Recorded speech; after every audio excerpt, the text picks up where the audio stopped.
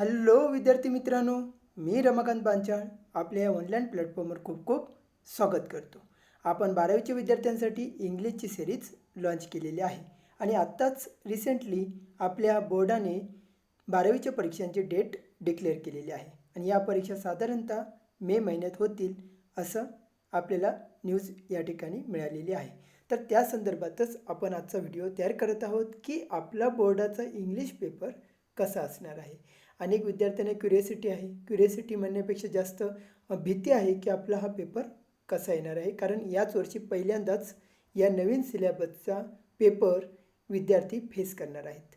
तर विद्यार्थी मित्रांनो, घाबरायची अजिबात गरज नाही. आपण या ठिकाणी या बोर्डाचा पेपर कशा प्रकारे येईल याचं उत्तम डिस्कशन करणार आहोत आणि तुमच्या मनातील भीती 100% आपण या ठिकाणी घालवणार आहोत. तर तुम्ही हा व्हिडिओ लक्षपूर्वक बघा आणि तुमच्या वहीमध्ये नोट करा की कशाप्रकारे प्रश्न येणार आहेत. आपण कशाप्रकारे प्रश्न येणार आहेत, कोणत्या टाईपमध्ये येणार आहेत त्याचंसुद्धा डिस्कशन या ठिकाणी करणार आहोत.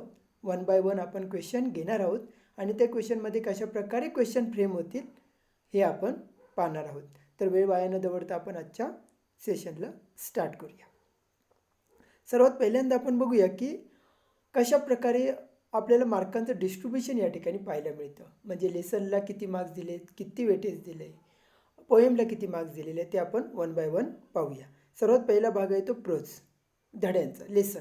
तर त्याला मार्क्स बघा किती दिले, 34 आणि मार्क्स विथ ऑप्शन्स 34 आहेत. म्हणजे या ठिकाणी तुम्हाला ऑप्शन्स नाही आहे.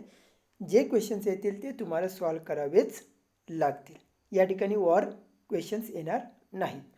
त्यानंतर आपल्याला सेकंड भागात आपल्याला दिसते पोएट्री सेक्शन, ज्यामध्ये मार्क्स आहेत 14 आणि ते टोटल आपल्याला सॉल्व करायचे आहेत. यामध्ये कोणतेही ऑप्शन आपल्याला नाही. त्यानंतर तिसरा भाग आहे तो रायटिंग स्किलचा, ज्यामध्ये आपल्याला मिळणार आहे 16 मार्क्स आणि टोटल आपल्याला दिलेले आहेत 48 मार्क्स विथ ऑप्शन. तर आपल्याला त्यापैकी 16 मार्क्स पाडायचे आहेत. त्यानंतर आपल्याला बघायचं नॉवेल, जो आपला फोर्थ पार्ट आपल्याला बुकमध्ये दिलेला आहे. आपल्याला मार्क्स आहेत 16 आणि आपल्याला दिलेले आहेत सुद्धा 16. म्हणजे या ठिकाणी सुद्धा आपल्याला ऑप्शन नाही. जेवढे क्वेश्चन्स असतील तेवढे आपल्याला अटेम्प्ट करावेच लागतील आणि हे सर्व जे क्वेश्चन्स आहेत ते मेमरी बेस्ड आहेत. म्हणजे तुम्हाला त्यासाठी कोणताही पॅसेज प्रोव्हाइड केला जाणार नाही. नेक्स्ट बघूया आपण. तर टाईप्स ऑफ क्वेश्चन्स कसे आहेत, म्हणजे ऑब्जेक्टिव्ह टाईप किती आहेत, तर 18 क्वेश्चन्स आहेत. म्हणजे वेटेज किती आहे बघा, 22.50% वेटेज आहे. ऑप्शन नाही आहे या ठिकाणी. जेवढे क्वेश्चन दिले तेवढे तुम्हाला अटेम्प्ट करावेच लागतील. त्यानंतर बघा शॉर्ट ॲन्सर टाईप किती दिलेत बघा, आपल्याला मार्क्स किती आहेत 36 आणि आपल्याला विथ ऑप्शनसुद्धा 36च मार्क्स आहेत आणि टोटल 45% बघा वेटेज आपल्याला दिलेलं आहे, ते म्हणजे शॉर्ट ॲन्सर टाईपच्या क्वेश्चन्सना. त्यानंतर बघा लॉंग ॲन्सर टाईप किती आहेत, मार्क्स आपल्याला 26 आणि मार्क्स विथ ऑप्शन आपल्याला दिलेले आहेत 58. म्हणजे यामध्ये तुम्हाला ऑप्शन्स प्रोव्हाइड केलेले आहेत. त्यानंतर बघा की कशा प्रकारे क्वेश्चन्स आपल्याला विचारले जाते. Distributions of marks as per objectives in the activity sheet. तर नॉलेज अँड अंडरस्टँडिंग, ज्ञान आणि आपली जी अंडरस्टँडिंग आहे त्यावरती आपल्याला 33 मार्क्स पाहायला मिळतील. ते सर्व विथ ऑप्शन तेवढेच आहेत. त्यानंतर ॲप्लिकेशन बेस. ॲप्लिकेशन म्हणजे काय, तर उपयोजन करायचं, आपल्याला दिलेल्या माहितीवरती ॲप्लिकेशन करायचं. असे किती क्वेश्चन्स असतील, तर 23 मार्क्सचे क्वेश्चन्स आपल्याला या ठिकाणी पाहायला मिळतील आणि तेवढेच विथ ऑप्शन्स आहेत. म्हणजे या ठिकाणी वॉर दिलेलं नाही. त्यानंतर स्किल बेस, तर 11 मार्क्स आपल्याला पाडायचे आहेत आणि एकूण आपल्याला विथ ऑप्शन्स मिळतील 31 मार्क्स. आणि क्रिएटिव्हिटी, क्रिएटिव्हिटी म्हणजे स्वतः तुम्ही काय क्रिएट करताय, काय नवीन कल्पना राबवताय. तर त्यामध्ये आपल्याला किती क्वेश्चन पाहायला मिळतील बघा, 13 मार्क्सचे क्वेश्चन्स पाहायला मिळतील आणि विथ ऑप्शन्स आहेत 25. त्यानंतर आपण ॲक्च्युअल क्वेश्चन्स कसे येणार आहेत ते बघूया. पहिला क्वेश्चन आहे बघा, जो सेक्शन 1मध्ये जो आहे प्रोजचा सेक्शन, ज्यामध्ये आपल्याला बघा reading for comprehension, language study, summary and mind mapping पाहायला मिळेल. तर क्वेश्चन 1A बघा काय सांगितलं आहे, read the extract and complete the activities given below. Total marks असतील 12. म्हणजे आपल्याला जो एक पॅसेज येणार आहे जो आपला टेक्स्टबुक आहे त्या टेक्स्टबुकमधून एखाद्या एक्स्ट्रॅक्ट आपल्याला इथे पाहायला मिळेल आणि 12 मार्क आपल्याला यावरती विचारले जातील. तर आपल्याला सीन एक्स्ट्रॅक्ट पाहायला मिळेल, जो बघा 275 किंवा 300 वर्ड्सचा असेल. त्यामध्ये आपल्याला पहिल्यांदा मिळेल पाहिलं ग्लोबल अंडरस्टँडिंग, ज्यावरती असतील 2 मार्क्स. त्यानंतर पाहायला मिळेल कॉम्प्लेक्स फॅक्च्युअल, जे असेल 2 मार्क्ससाठी. त्यानंतर असेल इन्फरन्स, इंटरप्रिटेशन किंवा ॲनालिसिस एक्स्ट्रॅक्टचं, त्यासाठी असेल 2 मार्क्स. त्यानंतर असेल पर्सनल रिस्पॉन्स, तो असेल 2 मार्क्ससाठी. लँग्वेज स्टडी म्हणजे या ठिकाणी येणार आहे ग्रामर, जे असेल एक्स्ट्रॅक्ट बेसवरती, म्हणजे ते ग्रामर असणार आपल्या जो पॅसेज दिला आहे त्याच्यावरती बेस असेल आणि आपल्याला मिळतील 2 मार्क्स. आणि व्होकॅब्युलरी, तो सुद्धा कशावरती बेस असणार, आपल्या पॅसेजवरती. म्हणजे तुम्हाला सिनोनिम विचारतील, अँटोनिम विचारतील किंवा वन वर्ड सबस्टिट्यूशन विचारतील, ते असेल आपल्याला 2 मार्क्ससाठी. त्यानंतर आपल्याला लँग्वेज स्टडी या ठिकाणी नॉन टेक्च्युअल ग्रामर आपल्याला पाहायला मिळेल. नॉन टेक्च्युअल ग्रामर जे पॅसेजमध्ये नाही आहे, पॅसेजच्या बाहेरचं आपल्याला विचारलं जाईल. त्यामध्ये डू ॲज डायरेक्टेड, तुम्हाला चेंज द व्हॉइस किंवा reported speech, do as directed affirmative negative येऊ शकेल. किंवा transformation of sentences complex to आपल्याला कंपाऊंड पाहायला मिळेल किंवा कंपाऊंड टू सिम्पल आपल्याला करायला सांगितले. ट्रान्सफॉर्मेशन आपल्याला करायला सांगितलं जाईल. आणि स्पॉट द एरर खूप प्रकारचे असतात. व्हर्ब एरर असेल, नाऊन एरर असेल, अशा प्रकारचे एरर आपल्याला तिथे विचारले जातील. असे मिळून आपल्याला काय मिळतील, 12 मार्क्सचा पॅसेज आणि त्यानंतर 4 मार्क्सचं जे नॉन टेक्च्युअल ग्रामर आहे लँग्वेज स्टडी, ते आपल्याला पाहायला मिळेल. पुढचा बघा, सेकंड क्वेश्चन बघा, read the extract and complete the activities given below. हा कसा आहे बघा, हा आहे अनसीन पॅसेज, जो आपल्याला टेक्स्टबुकच्या बाहेरचा पाहायला मिळेल. ज्यामध्ये परतसुद्धा सेम ग्लोबल अंडरस्टँडिंग 2 मार्क्ससाठी, कॉम्प्लेक्स फॅक्च्युअल 2 मार्क्ससाठी, इन्फरन्स इंटरप्रिटेशन 2 मार्क्ससाठी, पर्सनल रिस्पॉन्स 2 मार्क्ससाठी, लँग्वेज स्टडीसुद्धा आपल्याला पाहायला मिळेल 2 मार्क्ससाठी. आणि लँग्वेज स्टडी आहे ते पॅसेजवरती बेस असेल. आणि व्होकॅब्युलरी हा सुद्धा पॅसेजमध्ये बेस असेल, ज्यामध्ये अँटोनिम्स, सिनोनिम्स आपल्याला विचारले जातील. त्यानंतर क्वेश्चन 2B जो आहे समरी रायटिंगचा. समरी रायटिंग म्हणजे 1/3 पार्ट आपल्याला समरी रायटिंगमध्ये लिहायचं असतो. म्हणजे 2 ते 3 वाक्य आपल्याला जोडता आली पाहिजेत. त्यामध्ये जे इम्पॉर्टंट वाक्य आहेत तेच आपल्याला शोधून लिहावं लागेल. ते किती मार्क्ससाठी असेल बघा, 3 मार्क्ससाठी आपल्याला समरी रायटिंग लिहावी लागेल. Write the summary of the above extract in a suitable with a suitable title with the help of the given points और हिंट्स.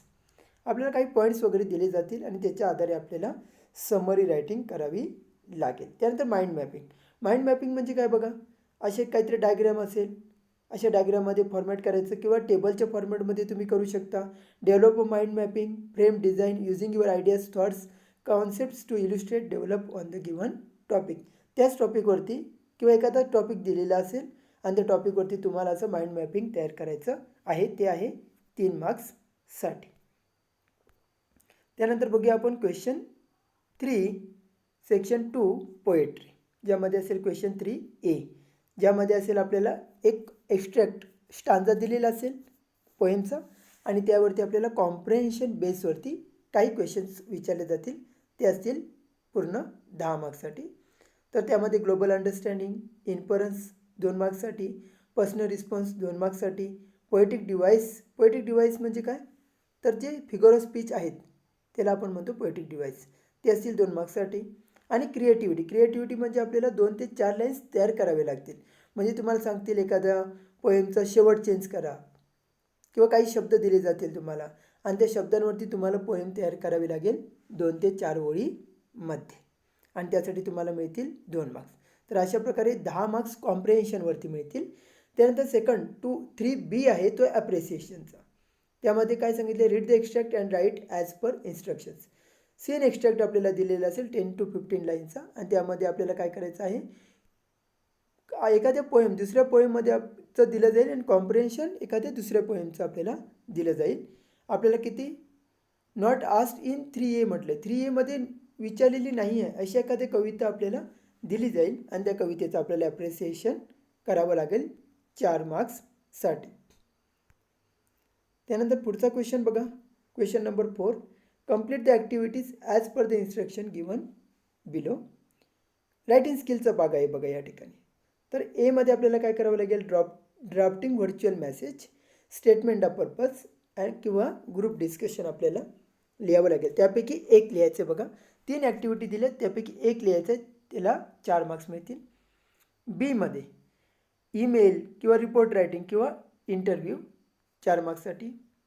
स्पीच असेल किंवा कंपेअरिंग असेल किंवा एक्सपान्शन ऑफ आयडिया असेल 4 मार्क्ससाठी.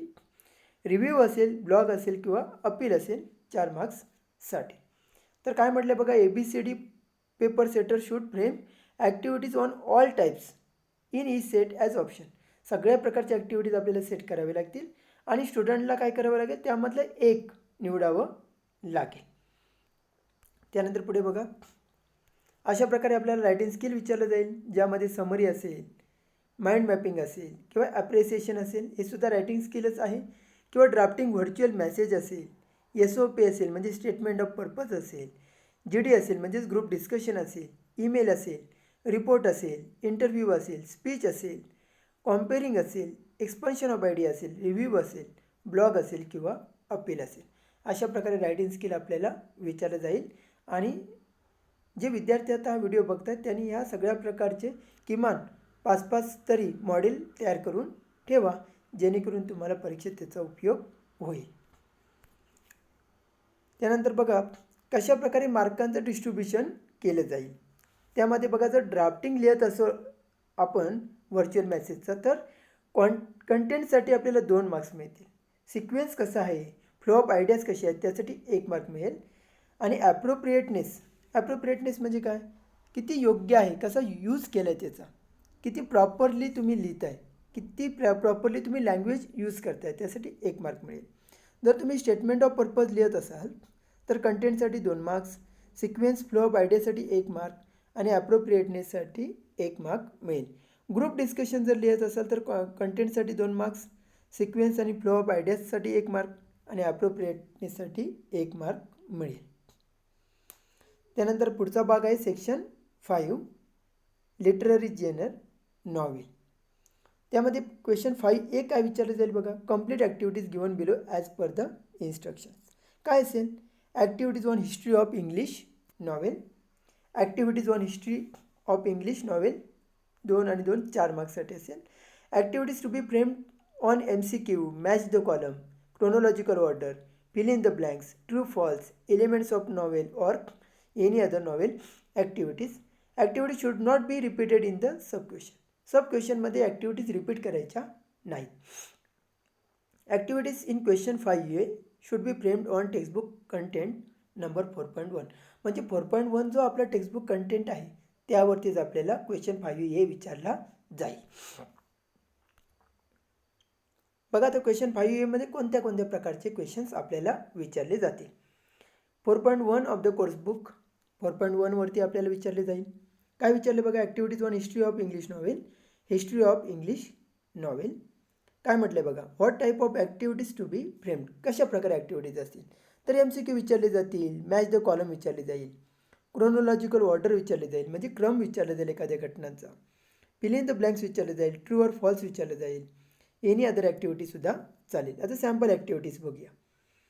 अल्टरनेटिव्ह, पिकारेस्क नॉवेल मीन्स काय असणार, पिकारेस्क नॉवेल आपल्याला fill in the blanks विचारले.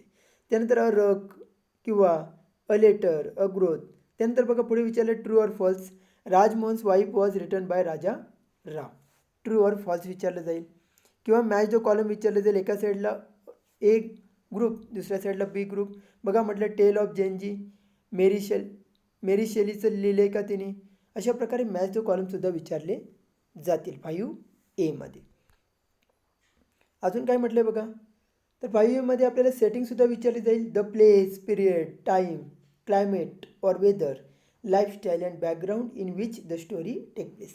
अशा प्रकारे सुद्धा प्रश्न फ्रेम केला जाईल. किंवा describe the place and the atmosphere where the half yearly report programme of students council took place, कुठे तो कार्यक्रम घडला होता, असं सुद्धा प्रश्न विचारला जाईल.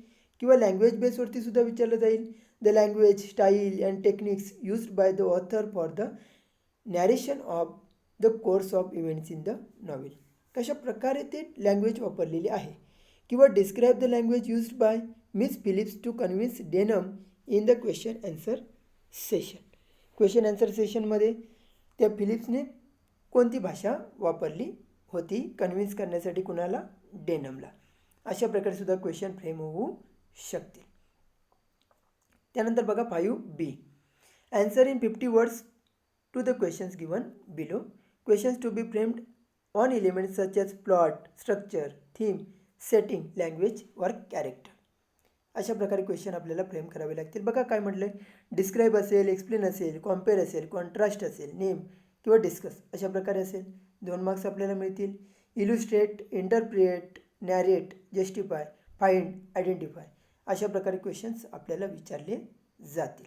ही ॲक्टिव्हिटीज कशावरती बेस आहे बघा, कशावरती आहे बघा, टेक्स्टबुक कॉन्टेंट 4.2 4.2 आहे त्याच्यावरती आपल्याला क्वेश्चन 5B पाहायला मिळेल.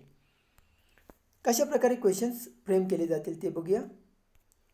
बघा काय म्हटलं आहे, questions on any 2 elements of novel, plot, characters, theme, setting, language based on 4.2 सर्व विथ लव यार ब्रेथवेट 4 मार्क्ससाठी आपल्याला विचारले जाईल. प्लॉट विचारलं जाईल बघा, course of events, incidents, story that make up the theme हाही क्वेश्चन फ्रेम होऊ शकतो. Describe the half yearly report programme of students council हा सुद्धा क्वेश्चन फ्रेम होऊ शकतो. किंवा कॅरेक्टरवरती होऊ शकतो, describing the various roles played by the characters in the novel. काय काय रोल प्ले केले व्हेरियस कॅरेक्टरनी. कॅरेक्टर स्केच विचारलं जाईल, डेनमचं, मिस फिलिप्सचं, नॅरेटरचं. किंवा थीम विचारले जाईल, it is the central idea of the novel. किंवा असं विचारलं जाईल, narrate the teacher student relationship highlighted in the extract. हा सुद्धा क्वेश्चन या ठिकाणी फ्रेम होऊ शकतो 2 मार्क्ससाठी. पुढे बघूया क्वेश्चन 5C काय येणार आहे आता. Answer in about 50 words to the question given below. Questions to be framed on elements such as plot, structure, theme, setting, language or character.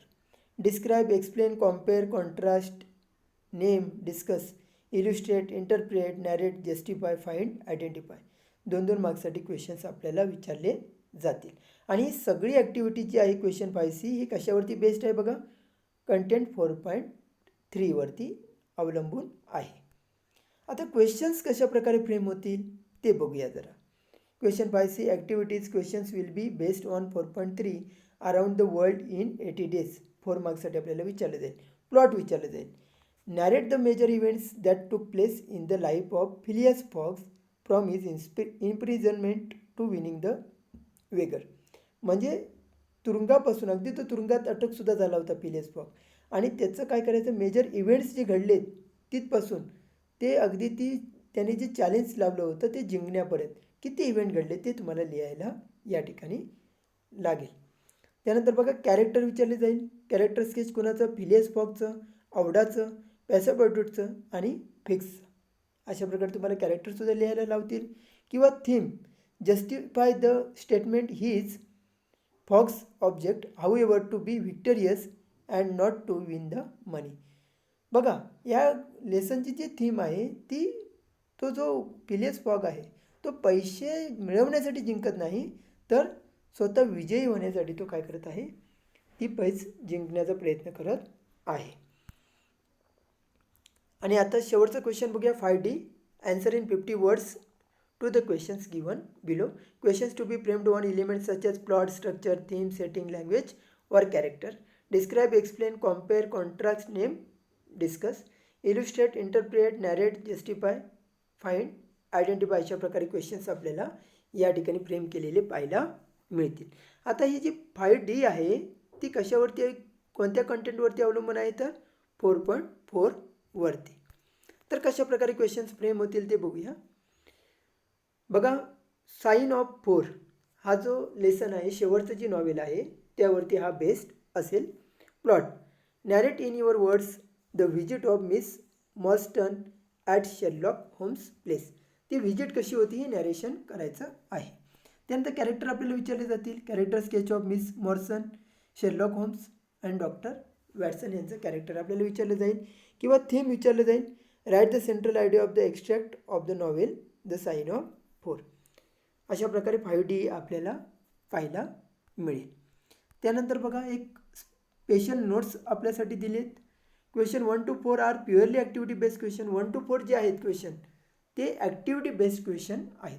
Grammar activity should be functional आहे in activity format and not in a plain instruction based type. अगदी just सूचना दिल्यात किंवा instruction दिलेले आहेत असे question नसतील तर ते फंक्शनल क्वेश्चन आपल्याला पाहायला मिळतील ग्रामरवरती. In case of mind mapping the model answer will be just for reference and cannot be treated as exact.